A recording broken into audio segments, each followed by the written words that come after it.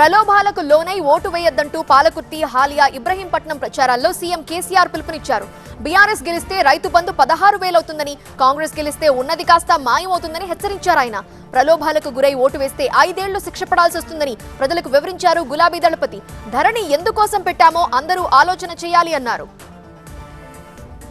కాంగ్రెస్ లో ముఖ్యమంత్రుల రేస్ పై CM KCR వ్యంగ్యాస్త్రాలు సంధించారు. CM seat కోసం జానారెడ్డి రంగుల కలలు కంటున్నారని సీఎం ఎద్దేవా చేశారు. ఇక మంత్రి కేటీఆర్ కూడా జానారెడ్డిపై సెటైర్ వేశారు. నామినేషన్ వేయని జానారెడ్డికి కూడా సీఎం సీటుపై మోజే అని అన్నారు. ఆయన కాంగ్రెస్ వస్తే కనీసం 6 సీఎంలు గ్యారంటీ అన్నారు. కాంగ్రెస్ ప్రభుత్వం రాగానే కల్వకుంట్ల కుటుంబం ట్రాన్స్ఫార్మర్లు పేలిపోతాయన్నారు Revanth Reddy. Land pooling GO రైతుల మెడపై కత్తిలా మారిందన్నారు. కాకతీయ వర్సిటీ విద్యార్థులను అణిచివేస్తున్నారని, ప్రభుత్వ ఉద్యోగులకు జీతాలు కూడా ఇవ్వటం లేదని వర్ధన్నపేటలో జరిగిన ఎన్నికల ప్రచారంలో విమర్శించారు రేవంత్. కేసీఆర్ కు బుద్ధి చెప్పాల్సిన అవసరం ఉందని కాంగ్రెస్ మునుగోడు అభ్యర్థి కోమటిరెడ్డి రాజగోపాల్ రెడ్డి చెప్పారు. ఇందుకోసం ఒకసారి కాంగ్రెస్ కి అవకాశం ఇవ్వాలని కోరారు. బీజేపీ, బీఆర్ఎస్ ఒక్కటేనని ఉప ఎన్నిక తరువాత అర్థమైందన్నారు. కేసీఆర్ పై పోరాటానికి తన పదవిని త్యాగం చేశానని, కొట్లాడి తెచ్చుకున్న తెలంగాణలో ఆత్మగౌరవం లేదని రాజగోపాల్ రెడ్డి వివరించారు. కేసీఆర్ కుటుంబం జైలుకెళ్లటం ఖాయమని సంచలన వ్యాఖ్యలు చేశారు కోమటిరెడ్డి వెంకటరెడ్డి. బీఆర్ఎస్ నేతలు దోచుకునేందుకే ధరణి తీసుకొచ్చారని ఆరోపించారు. దోచుకున్న డబ్బుతో ఎన్నికల్లో గెలవాలని చూస్తున్నారని అన్నారు. కాంగ్రెస్ అధికారంలోకి వస్తే బీఆర్ఎస్ అవినీతి కక్కిస్తామని, ఈసారి ఆ పార్టీ అధికారంలోకి రాదు అన్నారు కోమటిరెడ్డి వెంకటరెడ్డి. బీజేపీ, కాంగ్రెస్ 2 పార్టీలు ఒక్కటే అని మంత్రి హరీష్ రావు అన్నారు. ఢిల్లీలో కొట్టుకుంటారు, తెలంగాణలో కలుస్తారు అంటూ విమర్శించారు.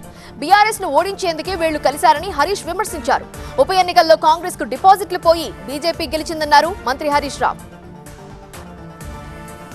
కోమటిరెడ్డి బ్రదర్స్ డబ్బుతో మిడిసిపడుతున్నారని మంత్రి కేటీఆర్ నకరేకల్ రోడ్ షోలో విమర్శించారు.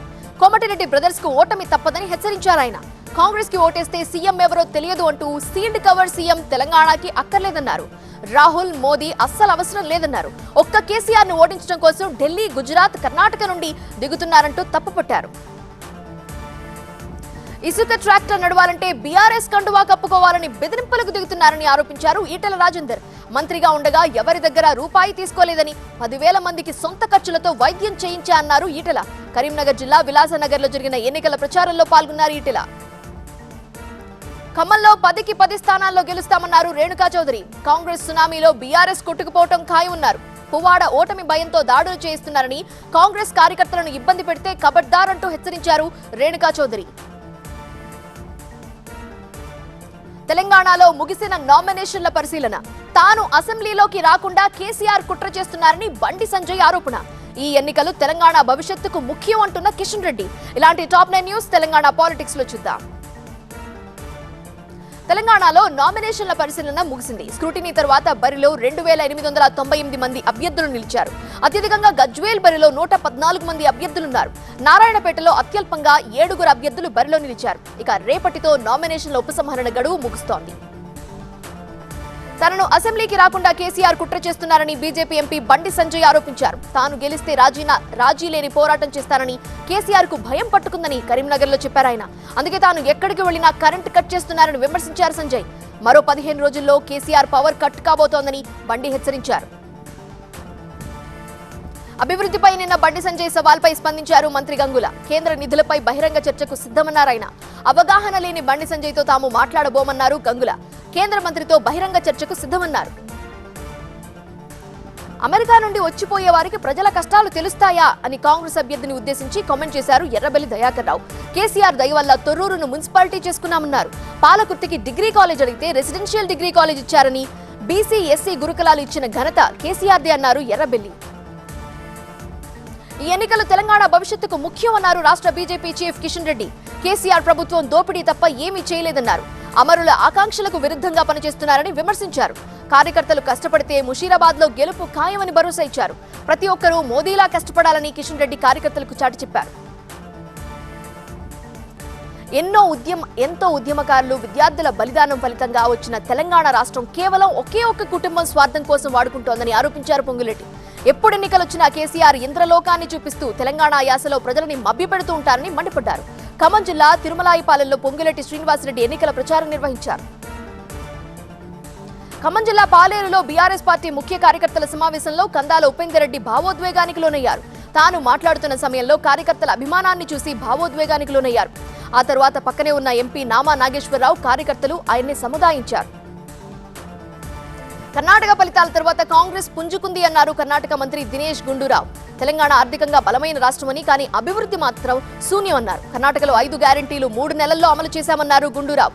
తెలంగాణలో కూడా అమలు చేస్తామని హామీ ఇచ్చారు. కర్ణాటకలో విద్యుత్ సమస్యలు లేవని, బీఆర్ఎస్ బీజేపీ నేతలు కర్ణాటక వచ్చి పరిశీలించాలని సవాల్ చేశారు. కర్ణాటకలో కాంగ్రెస్ 5 కిలోల బియ్యం పథకం ఫెయిల్ అయిందన్నారు కర్ణాటక బీజేపీ ఎమ్మెల్యే చంద్రప్ప. విద్యానిధి కింద 3000 ఇస్తామని ఇవ్వలేదని చెప్పారు. 5 గ్యారెంటీలు అమలు చేయలేదన్నారు చంద్రప్ప. తెలంగాణలో ఉద్యోగులకు జీతాలు సమయానికి రావడం లేదని ఆరోపించారు. డబుల్ ఇంజిన్ సర్కార్తోనే అన్ని సాధ్యమన్నారు చంద్రప్ప. విద్యా కానుకలో అవినీతి జరిగిందని ఆరోపిస్తున్న జనసేన టీడీపీ జనసేన ఆత్మీయ సమావేశంలో రభస. టీడీపీ కేంద్ర కార్యాలయానికి నోటీసులు. ఆయన ఇరిటేషన్ మంత్రి అంటున్న టీడీపీ. ఇలాంటి టాప్ 9 వార్తలు ఆంధ్ర పాలిటిక్స్ లో చూద్దాం. విద్యా కానుకలో అవినీతిపై దర్యాప్తు జరపాలని డిమాండ్ చేశారు జనసేన నేత నాదెండ్ల మనోహర్. విద్యా కానుక మెటీరియల్ సప్లై చేసిన సంస్థలపై ఈడీ దాడులు చేశారన్నారు. షెల్ కంపెనీలకు నిధులు మళ్లించి కొల్లగొట్టారని, 5 కంపెనీలకు 1050 కోట్ల కాంట్రాక్ట్ కట్టుబెట్టారని ఆరోపించారు నాదెండ్ల. 35 లక్షల మంది విద్యార్థులుంటే 42 లక్షల మందికి ఆర్డర్ చేశారన్నారు. కాకినాడ జిల్లా పిఠాపురంలో టీడీపీ జనసేన ఆత్మీయ సమావేశం చివరిలో రసాభాసగా ముగిసింది. ఈ ఆత్మీయ సమావేశంలో టీడీపీ ఇన్ఛార్జ్ మాజీ ఎమ్మెల్యే వర్మ, జనసేన ఇన్ఛార్జ్ తంగేళ్ల ఉదయ శ్రీనివాస్ పాల్గొన్నారు. అయితే 2 పార్టీలు విధి విధానాలపై చర్చించిన తర్వాత చివరిలో జన సైనికులు ఆగ్రహం వ్యక్తం చేశారు. నియోజకవర్గంలో అభివృద్ధి గతంలో తానే చేశానని మాజీ ఎమ్మెల్యే వర్మ చెప్పడంపై జనసేన కార్యకర్తలు మండిపడ్డారు. టీడీపీకి గతంలో వచ్చిన 23 సీట్లు కూడా రావన్నారు మంత్రి దాడిశెట్టి రాజా. టీడీపీ ప్రజల్లో లేదని, మళ్లీ వైసీపీదే అధికారం ఉన్నారు. వైసీపీ పాలనలో ప్రజలు సంతృప్తిగా ఉన్నారన్నారు రాజా.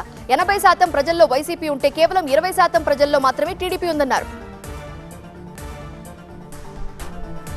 టీడీపీ కేంద్ర కార్యాలయానికి సిఐడి నోటీసులు ఇచ్చింది. అశోక్ బాబుకు నోటీసులు అందించారు సిఐడి కానిస్టేబుల్. టీడీపీ అకౌంట్లోకి వచ్చిన 27 కోట్ల రూపాయల వివరాలు ఇవ్వాలని కోరారు సిఐడి.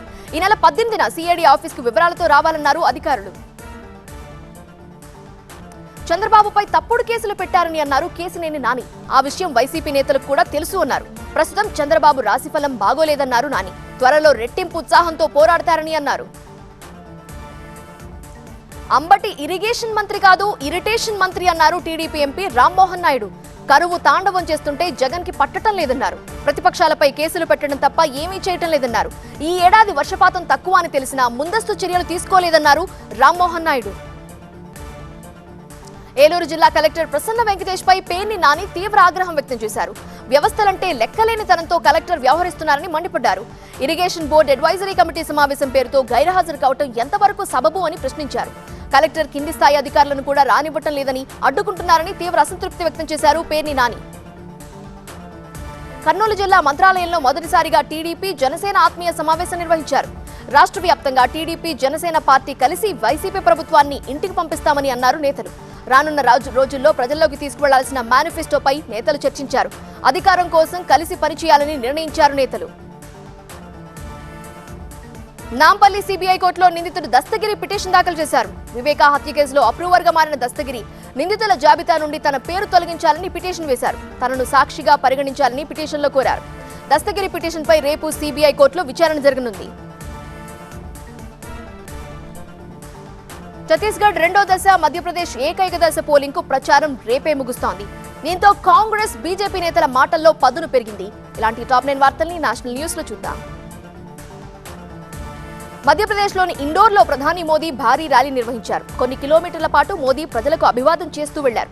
అంతకుముందు కాంగ్రెస్ అగ్రనేత రాహుల్ గాంధీని మూర్ఖుల సర్దార్ అంటూ ప్రధాని మోదీ విమర్శించారు. దేశంలో ఉన్నవి చైనా ఫోన్లు అంటూ రాహుల్ గాంధీ చేసిన వ్యాఖ్యలపై విరుచుకుపడ్డారు. దేశంలోనే ఫోన్లు ఉత్పత్తి చేస్తున్నామని, ఏ లోకంలో బతుకుతున్నారు అంటూ రాహుల్ ను ఉద్దేశించి మోదీ చెలరేగిపోయారు.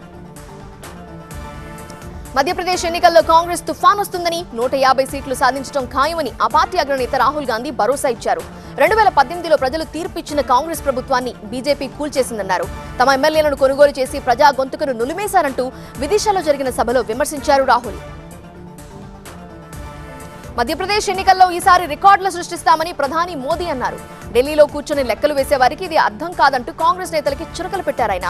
కాంగ్రెస్ పార్టీ తన కుటుంబం కోసమే పనిచేస్తోందని, ప్రజల కుటుంబాల గురించి పట్టించుకోదు అంటూ విమర్శించారు ప్రధాని. కాంగ్రెస్ నేతలు కోట్లాది రూపాయల అవినీతి చేస్తూ పెట్టుబడిదారులను తరిమేశారంటూ గుర్తు చేశారు. ఛత్తీస్గఢ్ లో రెండో విడత ప్రచారం రేపటితో ముగుస్తోంది. ప్రచారానికి ఒక్కరోజే గడువు ఉన్న పరిస్థితుల్లో కాంగ్రెస్ నేత ప్రియాంక గాంధీ రాయ్పూర్ లో ప్రచారం చేశారు. భారీ రోడ్ షో నిర్వహించారు. ఛత్తీస్గఢ్ లో మరోసారి కాంగ్రెస్ గెలుపు ఖాయం అంటూ ప్రియాంక చాటుతున్నారు. వెనుకబడిన వర్గాలకు కాంగ్రెస్ వ్యతిరేకమని బీజేపీ అగ్రనేత అమిత్ షా విమర్శించారు. ఓబీసీల గురించి మాట్లాడినంత మాత్రాన ఓట్లొస్తాయని రాహుల్ గాంధీ భావిస్తున్నారని ఎద్దేవా చేశారు. కానీ మండల్ కమిషన్ నివేదిక రాజీవ్ గాంధీ అమలు చేయలేదని మధ్యప్రదేశ్లోని రేవా బహిరంగ సభలో గుర్తు చేశారు. కానీ ప్రధాని మోదీ మాత్రం వెనుకబడిన తరగతుల కమిషన్ కు రాజ్యాంగబద్ధత కల్పించారని అమిత్ షా అన్నారు. వివాహేతర బంధం లేదా అడల్టరీని మళ్లీ నేరంగా పరిగణించాలంటూ పార్లమెంటరీ బృందం కేంద్రానికి సిఫారసు చేసింది. ఐపీసీ స్థానంలో వస్తున్న భారతీయ న్యాయ సంహితలో ఈ అంశాన్ని చేర్చాలని వీళ్ల సిఫారసు. అయితే వివాహేతర బంధం నేరం కాదని 2018లో సుప్రీంకోర్టులో 5 సభ్యుల ధర్మాసనం తీర్పు చెప్పింది. కానీ సుప్రీం తీర్పును తోసిరాజని పార్లమెంటరీ బృందం చేసిన సిఫారసు కీలకంగా మారింది. ఇప్పుడు ఢిల్లీ ప్రభుత్వ ప్రధాన కార్యదర్శి నరేష్ కుమార్ పాల్పడిన భారీ కుంభకోణంపై ఆ రాష్ట్ర విజిలెన్స్ మంత్రి అతీషి సీఎం కేజ్రీవాల్ కు నివేదిక సమర్పించారు. సీఎస్ నరేష్ కుమార్ కు తన కొడుకు కంపెనీకి 850 కోట్ల విలువైన చట్టవిరుద్ధ లబ్ధి చేకూర్చినట్లు 650 పేజీల ప్రాథమిక నివేదికలో వివరించినట్లు చెప్తున్నారు. 2015లో ద్వారకా ఎక్స్ప్రెస్ హైవే దగ్గర భూమిని కేవలం 75 లక్షలకే ఆ కంపెనీకి కట్టబెట్టినట్లు విజిలెన్స్ దర్యాప్తులో తేలింది. లండన్లో ఖలిస్తాన్ అనుకూల ర్యాలీలో పాల్గొన్న అనుమానితుల వివరాలు ఇవ్వాలంటూ బ్రిటన్ను భారత్ కోరింది. బ్రిటన్లో పర్యటిస్తున్న విదేశాంగ మంత్రి జైశంకర్ మార్చి 19 నాటి దాడికి సంబంధించి అక్కడి విదేశాంగ మంత్రి డేవిడ్ క్యామరన్తో పాటు ఇతర మంత్రులతో చర్చించారు. ఇప్పటికే ఎన్ఐఏ కొన్ని ఆధారాలు సేకరించింది. నాటి నిరసనకు సంబంధించిన 24 ప్రశ్నలకు వివరణను భారత్ కోరింది. కెనడాలో ఖలిస్తానీ ఉన్మాదుల వికృత చేష్టలు మరోసారి బయటపడ్డాయి. భారత సంతతి ప్రజలు అక్కడ దీపావళి నిర్వహిస్తే ఖలిస్తానీ వాదులు అడ్డుకున్నారు. వారికి నిరసన తెలిపారు. పైగా ఖలిస్తానీ జెండాలు చేతపట్టి భారత్ అనుకూల వాదులపై రాళ్లు విసురుతూ కనిపించారు.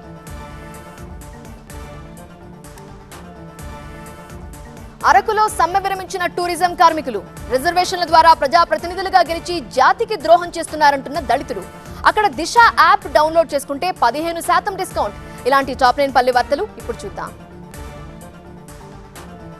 చేనేత మిత్ర కోసం ఇచ్చే డబ్బులను 5,000 చేస్తామన్నారు మంత్రి కేటీఆర్. ఇది చేనేతల ప్రభుత్వం అన్నారు. చేనేత రుణమాఫీ కూడా చేస్తామన్నారు కేటీఆర్. కొత్త సీసాలో పాత సారాల కాంగ్రెస్ పరిస్థితి ఉందని అన్నారు. అరకులో సమ్మె విరమించారు టూరిజం కార్మికులు. వారి డిమాండ్లపై ప్రభుత్వం సానుకూలంగా స్పందించింది. కార్మికుల సమస్యల పరిష్కారానికి కలెక్టర్ హామీ ఇవ్వడంతో సమ్మె విరమించారు టూరిజం కార్మికులు.